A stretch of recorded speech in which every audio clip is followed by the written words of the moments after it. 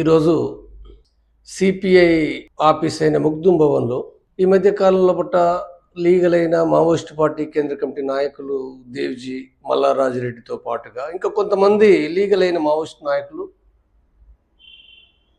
అక్కడ సిపిఐ నాయకులతో ఇతర సాయుధ పోరాట విరమణను కోరిన కొంతమంది మేధావులతో సమావేశం అవుతున్నట్టుగా నిన్నటి నుండి ప్రచారం అయింది. అయితే ఇప్పుడే తెలిసిన వార్త ఏంటంటే ఆ మీటింగ్ జరగటం లేదు, క్యాన్సిల్ అయిందనే విషయం కూడా తెలిసింది. సరే, అది వాస్తవాలు ఏమిటి అనేది మనం ఇంకా చూడవలసిందే. కానీ ఏమైనప్పటికీ ఏంటంటే చర్చకు సంబంధించి వచ్చినప్పుడు నిన్న సాయంత్రం నుండి మావోయిస్ట్ పార్టీ నాయకుల పైన ఒక ట్రోలింగ్ జరుగుతుంది. ఆ ట్రోలింగ్ ఏంటంటే మావోయిస్టు పార్టీ ఏదైతే ప్రజల కోసము సాయుధ పోరాటం చేసి త్యాగాలు చేసారో గత 50 సంవత్సరాల పైగా, ఇప్పుడు మావోయిస్ట్ పార్టీ నాయకులు కాంగ్రెస్లో లేదా కమ్యూనిస్ట్ పార్టీలో సిపిఐలో కలవబోతున్నారని వార్తలు గత 10-15 రోజుల నుంచి కూడా మనం చూస్తున్నాం. మనం లీగల్ అయిన తర్వాత డీజీపీ ముందట సమావేశం తర్వాత తెల్లారి రోజే సీఎం రేవంత్ రెడ్డి తోటి సమావేశమైనట్టుగా ఫోటోలు వచ్చినాయి. అయితే అక్కడ దేవ్జీ కానీ మల్లారాజ్ రెడ్డి కానీ స్వయంగా వాళ్ళు ఏం మాట్లాడిన విషయాలు కూడా మనమేం వినలేదు, ఎవరికి తెలియదు.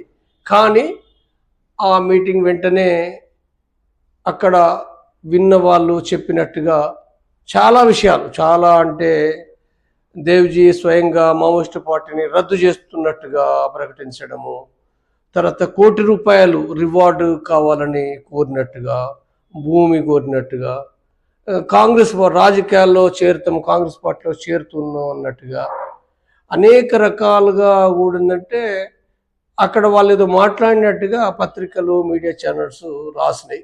రకరకాలుగా వాళ్ళు ఏం చెప్పలేదు కదా అనే వాళ్ళు కూడా కొంతమంది ఉన్నారు, చెప్పనప్పుడు ఎట్లా అనేది కూడా ఉన్నాయి. కానీ ఈ మాత్రం చాలా బలంగా ఈ ప్రచారము రావడానికి కారణము ఎక్కడ ఉందనుకున్నప్పుడు అక్కడ ప్రభుత్వ వర్గాలే, అంటే కొన్ని విషయాలు వాళ్ళు ఏమిన్నారు, వాళ్ళు ఏమి అసలు చెప్పాలనుకున్నారు కానీ ప్రభుత్వ వర్గాలు కొన్ని స్ప్రెడ్ చేశారు.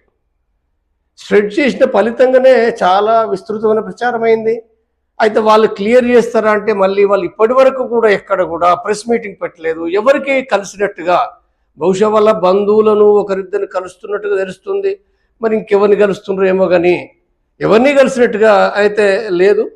కానీ మొత్తం మాత్రం ఈ వార్తలు అనేటివి చాలా స్ప్రెడ్ అవుతూ ఉన్నాయి. ఈ నేపథ్యంలో కూడా ఇప్పుడు సీఎం రేవంత్ రెడ్డి 130 మంది మావోయిస్టులు సరెండర్ సందర్భంగా అక్కడ తను స్వయంగా మాట్లాడిన దాంట్లో కొద్ది డిఫరెన్స్ తోటి ఏంటంటే వాళ్ళు మాట్లాడినట్టుగా, దేవ్జీ మాట్లాడినట్టుగా కొన్ని విషయాలు చెప్పిండు. వాళ్ళ స్వేచ్ఛ, వాళ్ళు ఏ పార్టీలో చేరొచ్చని అన్నాడు. కానీ దేవ్జీ కాంగ్రెస్ పార్టీ చేరుతారన్న విషయం చెప్పలేదు. అది రివార్డు పెంచాలన్నాడు, కానీ ఎంత రివార్డు అన్న విషయం కూడా చెప్పలేదు. కాబట్టి కొన్ని విషయాలు ఇవన్నీ గమనించినప్పుడు ఏంటంటే ప్రజానీకం లోపట, అంటే ముఖ్యంగా మావోయిస్టు పార్టీ అభిమానుల్లో కానీ లేదా వేరే వాళ్ళ దాంట్లో కానీ ఒక గందరగోళము.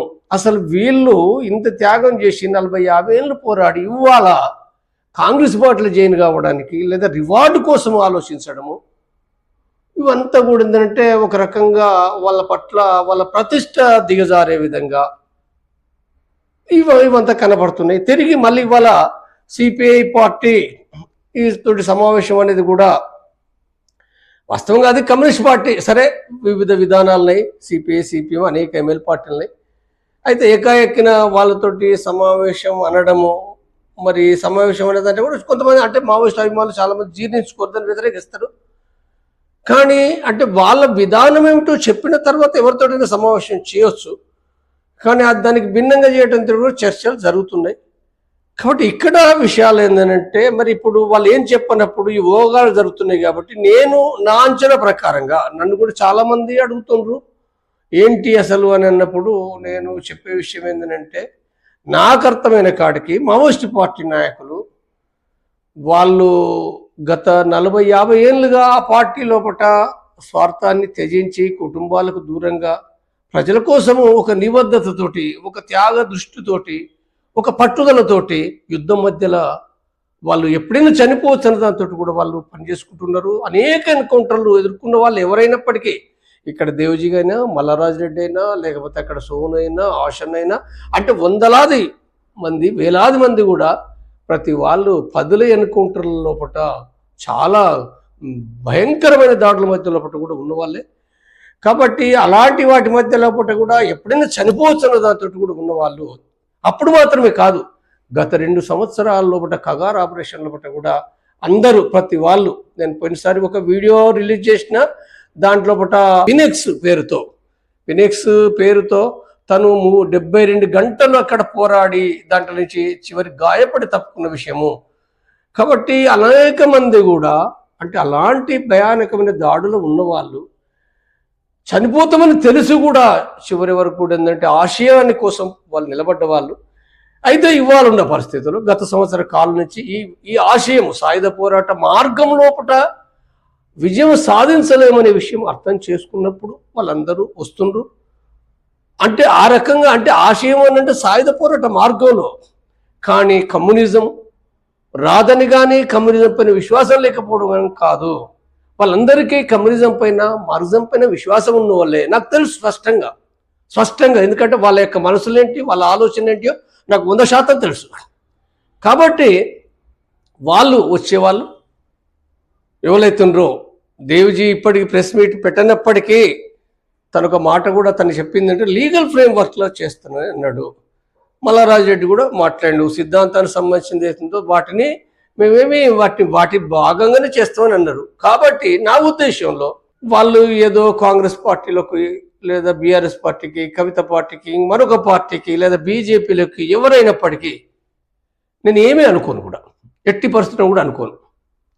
ఎవరైనా వ్యక్తులు వందలాది మంది వచ్చారు, ఎవరైనా వ్యక్తులుగా వాళ్ళ ఆలోచన పూర్తిగా వాళ్ళు మార్చుకొని కమ్యూనిజం లేదు, మేము మా స్వార్థం కోసం మా పదవుల కోసం మేము జీవిస్తాం అనుకుంటే అది వాళ్ళ ఇష్టం ఎంత అవుతుందో, వాళ్ళని ప్రేమించిన వాళ్ళు, వాళ్ళని అభిమానించిన వాళ్ళు లక్షలాది కోట్లాది మంది ఉన్నారు ఈ దేశంలో. లక్షలాది కోట్లాది మంది మామూలేం కాదు. బీజేపీకి ఈ దేశంలో 30% ఓటింగ్ ఏదైతే పడుతుండ్రో, నేను మళ్ళీ చెప్తున్నా, వాస్తవంగా బీజేపీని అభిమానించే వాళ్ళ దానికంటే కూడా తక్కువే ఉండరు, ఎక్కువగానే ఉంటున్నది నేను స్పష్టమైన నా అవగాహన. దేశంలో మొత్తం లోపల కూడా వాళ్ళ నిర్మాణపరంగా లేకపోవచ్చు దేశంలో వేరు రాష్ట్రాల్లో, కానీ ఎవరు కూడా ఒక మావోయిస్టు యొక్క విప్లవ సాంప్రదాయాలు పద్ధతులకు వాటి యొక్క అవగాహనకు భిన్నంగా ఇష్టం వచ్చిన పార్టీలో బుర్జువా పాటలు పోతాము, బుర్జువా పాదసేవ చేస్తాము, ప్రజలకు చేయమని అంటే మాత్రము అది చాలా భయానకమైన వాళ్ళపైన విమర్శల వర్షం జడివాన కురుస్తుంది.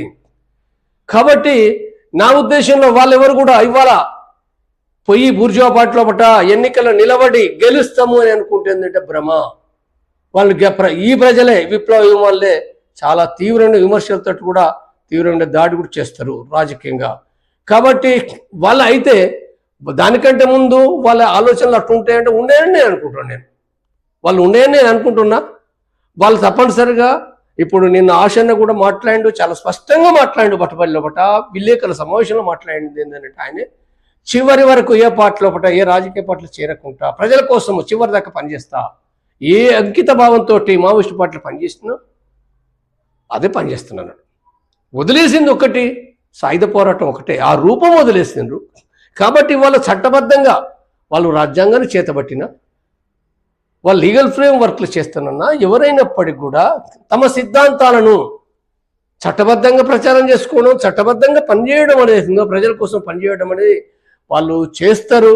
వాళ్ళు ఆశన్న మాట్లాడినట్టుగా, సోను మాట్లాడినట్టుగా, లేదా అనేక మంది నేను వాళ్ళ సభ్యులు కూడా వచ్చిన వాళ్ళు కూడా నందే మాట్లాడింది, లేదా శ్యామ్ దాదా మాట్లాడిండు, లేదా మన భాస్కర్ మాట్లాడిండు, ఇంకా అనేక మంది కూడా వివిధ సమావేశాల్లో మాట్లాడుతున్నారు.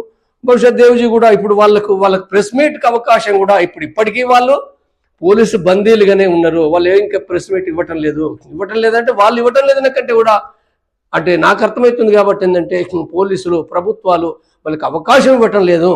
అంటే గతంలో లొంగిపోయిన 1 రోజుకే 2 రోజులకే ప్రశాంత్కు లేదా బర్సదేవకు లేకపోతే మరొక మందికి వాళ్ళకి వెంటనే 4, 5, 10 వీడియో సమావేశాలు ఏర్పాటు చేసి ఇంటర్వ్యూలు చేశారు. కానీ వీళ్ళకి ఇప్పటికీ ఇవ్వటం లేదు. కాబట్టి వీళ్ళు ఇవ్వటం అంటే వాళ్ళు అవకాశం ఇవ్వటం లేదా, వీళ్ళు ముందుకు రావడానికి ఇంకా ఏం ఆలోచిస్తుండ్రు, మొత్తం ఏదైనా ఒక సమస్య ఉంది.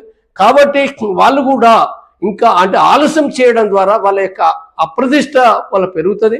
కాబట్టి వాళ్ళు మీడియా ముందుకు వచ్చి స్పష్టంగా తమ విధానాలు ఏంటి, తను ఏమో అనుకుంటుండ్రు ఈ సమాజం గురించి లేదా కమ్యూనిజం గురించి, వాళ్ళు ప్రజల గురించి ఏమనుకుంటున్నారు, అమరవీరుల గురించి ఏమనుకుంటున్నారు. ప్రత్యేకించి జైలు లోపల వేలాది మంది ఉన్నారు, వేలాది మంది జైల్లో ఉన్నారు. కేంద్ర కమిటీ నాయకులు ఉన్నారు. బీఆర్ పట్నా జైలు లోపల కూడా నిరాదీక్ష చేస్తుండు. అతనే కాదు, ఇతర రాష్ట్ర కమిటీ మెంబర్లు, జిల్లా కమిటీ మెంబర్లు, సాధారణ సభ్యులు, ఆదివాసీ ప్రజలు, వేలాది మంది ఆదివాసీ ప్రజలు. కాబట్టి ఇక్కడ వాస్తవంగా చర్చలు జరిగే సరికుంటే ఆ డిమాండ్స్ వేరే రకంగా ఉండే, కానీ అవి అయిపోయినాయి. కాబట్టి అయితే ఆశన్న కానీ లేదా సోని కానీ వాళ్ళు కొన్ని డిమాండ్స్ పెట్టారు. వాళ్ళు అంటే వాళ్ళు ఛత్తీస్గఢ్ ప్రభుత్వం కొన్ని చేస్తున్నారు, అవి పరిమితమైనవి, అది చాలా విస్తృతంగా లేవు. కానీ అయినప్పటికీ వాళ్ళు పెట్టిండ్రు. వీళ్ళైనా ఎవరైనా దేవ్జీ అయినా ఎవరైనా ఏంటంటే వాళ్ళు ముఖ్యంగా జైల్లో ఉన్న వాళ్ళ విషయంలో ఒకట వాళ్ళని విడుదల చేయాలనేది, తర్వాత వాళ్ళ కేసులు రద్దు చేయాలని మాట్లాడాలి. ప్రత్యేకించి ఇడుమ చనిపోయిండు, ఇడుమతో పాటుగా ఉన్న 50 మంది కూడా ఆంధ్ర జైల్లో ఒకటి ఉన్నారు. జైల్లో ఉండి వాళ్ళని ఎవరు చూసే వాళ్ళు కూడా లేరు, వాళ్ళని ఎవరు చూస్తలేరు. వాళ్ళు కేసుల పాలైనరు. వాళ్ళని హాస్పిటల్ నుంచి అంటే వేరే కాడ ఒక అంటే సెటిల్ చేయాలని పంపిస్తే వాళ్ళు అరెస్ట్ అయినరు. కాబట్టి వాళ్ళ గురించి ఎవరు మాట్లాడాలి? అనేక మంది గురించి మాట్లాడే వాళ్ళు లేరు ఇవాళ. కాబట్టి ఇప్పుడు ఇక్కడ మావోయిస్ట్ నాయకులు తమ మాట్లాడాలి, తమ స్పష్టంగా ధైర్యంగా. మీరు ఆల్రెడీ అంటే లీగల్ అయినరు లేదా సరెండర్ అయినరు, ఏమన్నప్పటి పేరు ఏదైనప్పటికీ. కాబట్టి ఏమైనప్పటికీ ఏంటంటే మీరు ఇంకా పోయేది ఏమీ లేదు, చేసేది ఏమీ లేదు. ధైర్యంగా మీరు ఉన్న విషయాలు చెప్పండి.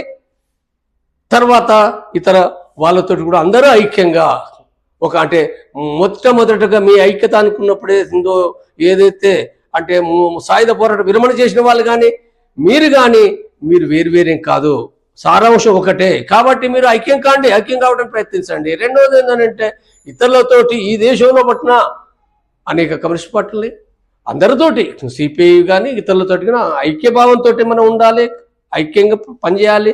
కాబట్టి మొట్టమొదటగా ఒక కమ్యూనిస్ట్గా జీవించడం, కమ్యూనిస్ట్గా బతకడం అనేది చాలా విలువైంది. కాబట్టి తప్పనిసరిగా ఆ సాంప్రదాయాలు ఏవైతున్నాయో మీరు నిలబెట్టాలన్నది ఎన్ని విమర్శలు వచ్చినప్పటికీ ప్రజల నుండి గ్రహించవలసింది ఇదే. కాబట్టి నేను వాళ్ళకి విజ్ఞప్తి చేస్తున్నా. చూద్దాం, వాళ్ళు తర్వాత 5 రోజులకో 10 రోజులకో వాళ్ళు తప్పనిసరి ప్రెస్ మీట్ చేయక తప్పదు. అది చూద్దాం తర్వాత పరిణామాలు.